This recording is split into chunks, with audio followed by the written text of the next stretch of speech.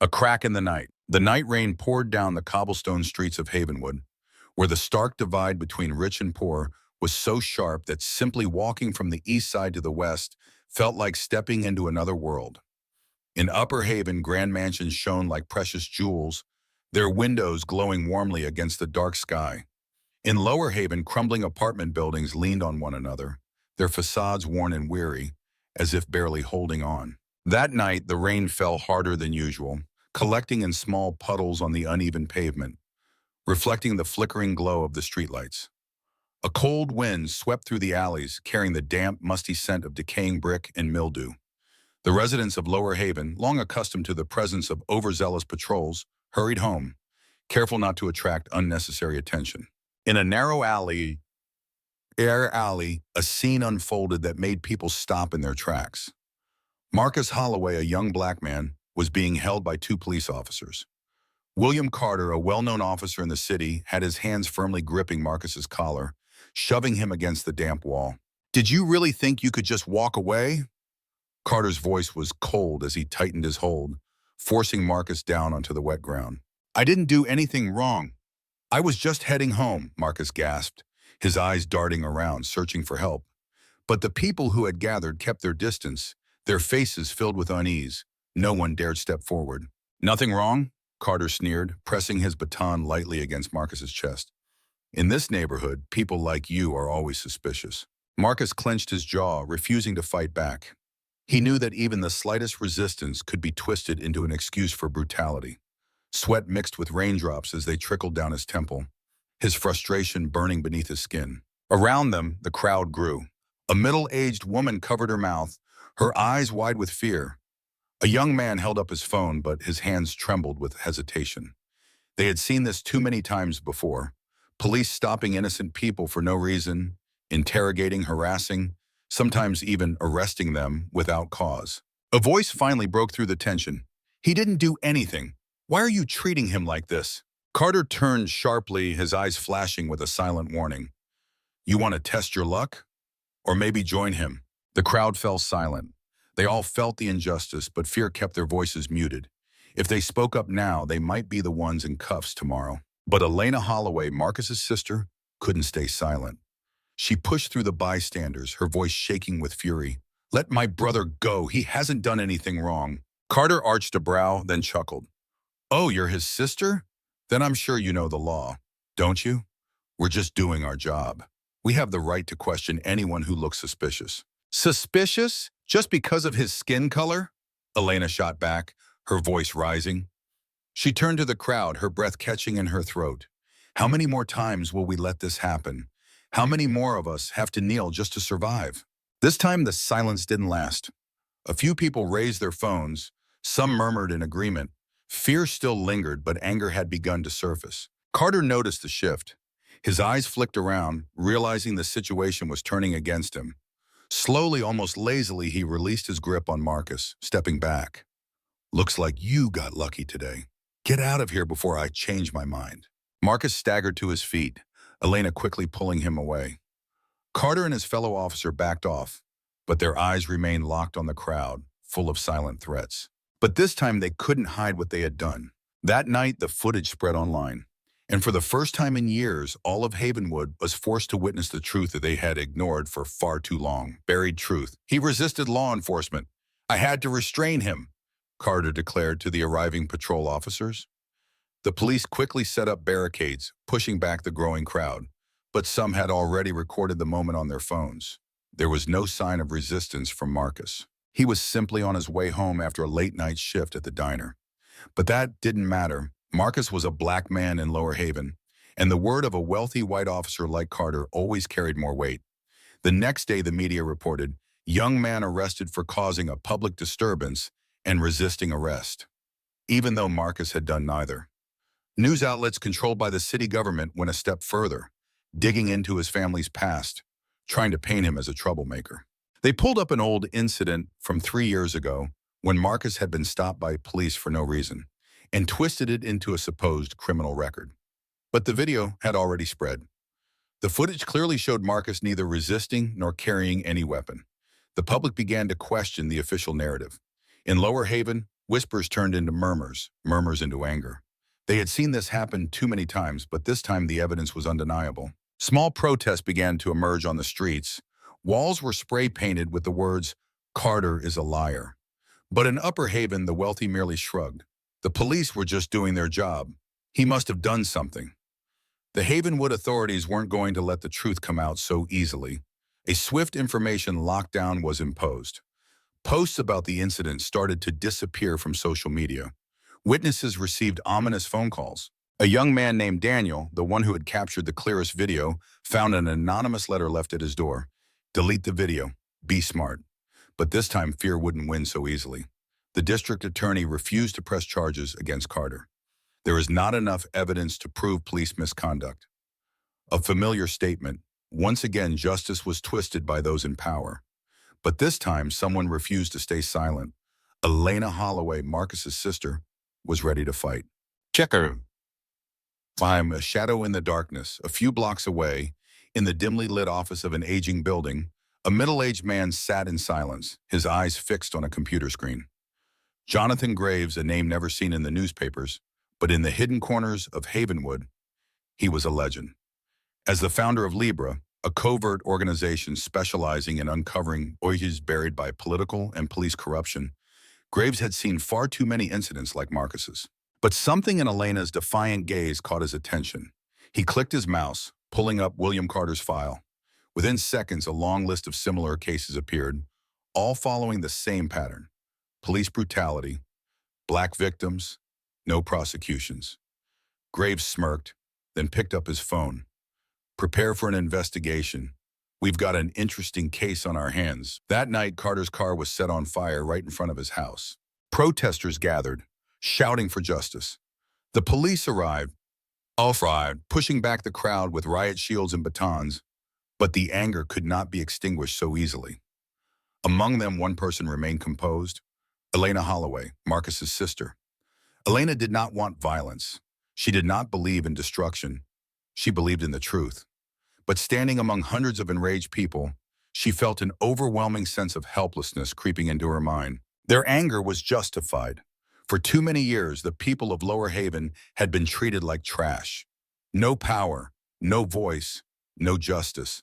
Elena contacted renowned attorney Daniel Reeves, a man who had taken on the most powerful forces in Havenwood. When she met him in his office, she saw exhaustion in his eyes. Reeves had seen too many cases like this. Too many times, justice had been sold to the highest bidder. But this time, he saw something different. A woman who refused to back down. "They will smear your brother. They will turn him into a thug, a criminal, someone who deserved what happened. Do you have the strength to fight back?" Elena clenched her fists. "I have no other choice." But legal battles alone were not enough. She reached out to Jonathan Graves and the Libra organization. They began gathering documents, investigating Carter's past cases, and digging into his fellow officers. The horrifying truth slowly unraveled. Carter was not just a corrupt officer. He was part of a network of cops who twisted justice to protect Havenwood's elite. They arrested the innocent, extorted people, covered up crimes, and when necessary, made witnesses disappear. Carter walked into the courtroom with confidence. Completely at ease, he glanced at Elena and Reeves smirking. In his mind, this trial was a joke. He had high-powered lawyers, superiors backing him, and the media on his side. He had nothing to fear. When Reeves presented a secret audio recording, the courtroom fell silent as Carter's voice echoed from the speakers. "We all know how this works. A black kid runs, I just say he had a weapon. Case closed. They always do this. See a cop, they run, and if they run, they're guilty. That kid was just unlucky. Why are you worried? Just file the report like we always do." No one believes those people anyway. The chilling words rang through the courtroom, exposing a cruel truth. This wasn't just a mistake. This was a system. Elena held her breath, her eyes lighting up with hope. Finally, the truth was out. But then the judge shook his head. "This evidence cannot be legally verified. The court will not accept it." At that moment, the entire room seemed to collapse. Elena stood frozen, looking around, expecting a reaction from the jury, from the judge, from anyone, but no one spoke up. The hope within her slowly faded as she saw Carter smirk, his eyes filled with arrogance. A black man in the back row clenched his fists on the armrest, his eyes red with emotion. A young woman who had been falsely accused by Carter wiped away silent tears. Once again, justice had failed them. Elena felt a storm of fury rising inside her. She stood up, her voice trembling with rage. No, the court just heard his voice. He admitted everything. This is the evidence as you always demand. The judge banged the gavel. Attorney Reeves, unless you have more admissible evidence, this court will have to dismiss this as part of the case record. Reeves clenched his jaw, his eyes dark with frustration. He looked at Elena, seeing her hands clenched into fists, her body shaking with anger, as if he knew something was about to happen. At that moment, the courtroom doors swung open. A man in a dark suit strode in, moving with slow but undeniable authority. All eyes turned toward him.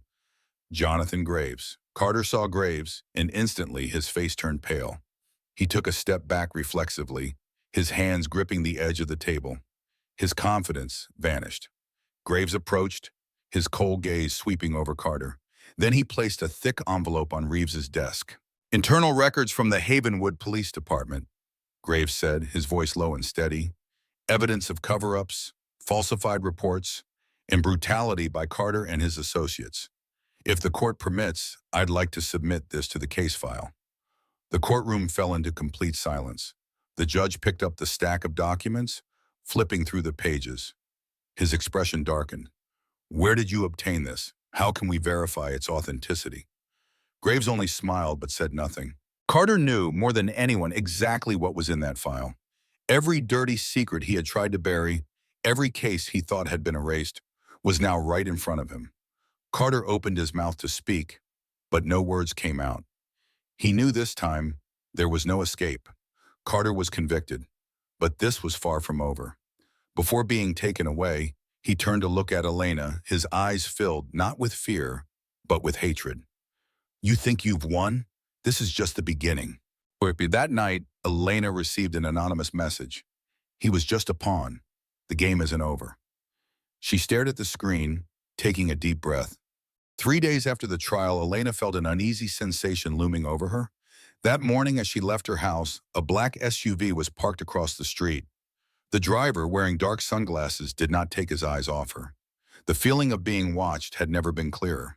That evening, Graves received an unmarked envelope at the Libra office. Inside were photographs, images of him meeting informants, pictures of Libra members.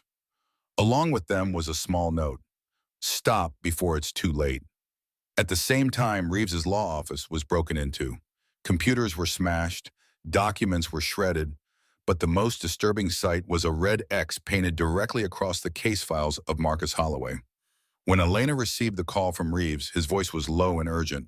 We've stirred up a monster. It's not just Carter. We're up against an entire system. Elena looked around the darkened street, the feeling of an invisible noose tightening around her. But she had no intention of backing down. Then we dig deeper.